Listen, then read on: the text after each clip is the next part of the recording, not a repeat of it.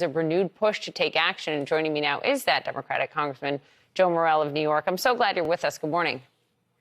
Good morning. Thank you. You've been working on this for years, certainly before this latest, call it attempt and what they've done to Taylor Swift for years. What does your bill do? Well, I became concerned about this when I was a member of the New York State Legislature, and we successfully passed a law that prohibited the use of people's images and likenesses without their consent.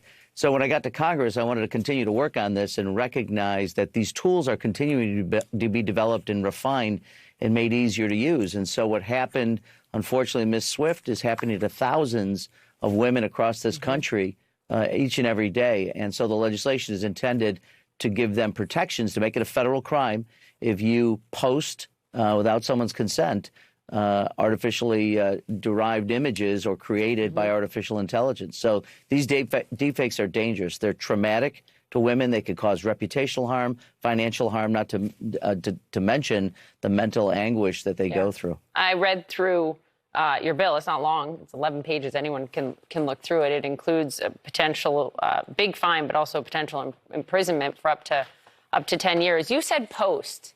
So if someone unknowingly posts something that was made by someone else with artificial intelligence, would they be subject to this as well?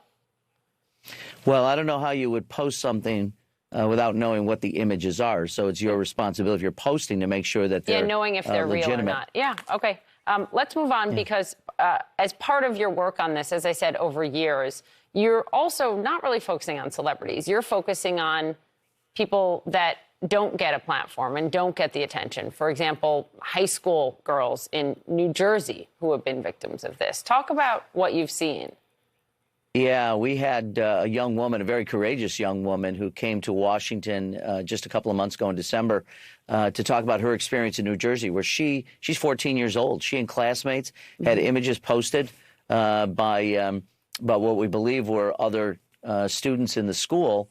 The Monty family came, Francesca, who was incredibly strong, and her mom, who came to testify and talk about how their experience has been. And again, this is traumatic. And yes, for celebrities, and I'm grateful that the issue is being talked about. I'm obviously sorry for what Taylor Swift has gone through, but again, thousands and thousands of women. So when people are thinking about this could be your daughter, your sister, your mom. Anyone can use these, and with the advance of these tools, that has made it so much easier than it would have been possible to do even just a couple of years ago. It was interesting. A couple of days ago, the CEO of Microsoft, Satya Nadella, they're huge in this space, sat down with Lester Holt from NBC. Here's part of that.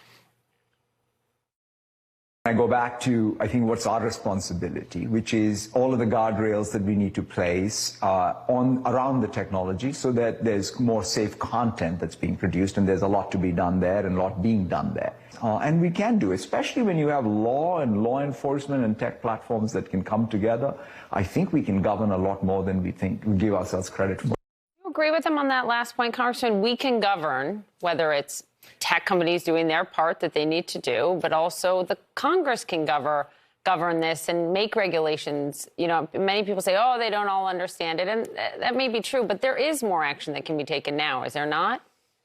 Oh, there's absolutely more action that can be taken. We've really begun. And I think, look, we'll work with industry partners, certainly, to develop those standards. But clearly, it's going to take the Congress, it's going to take our law enforcement agencies, and it is going to take the private sector to build these safeguards, but then to make sure that they're enforced and that we protect people.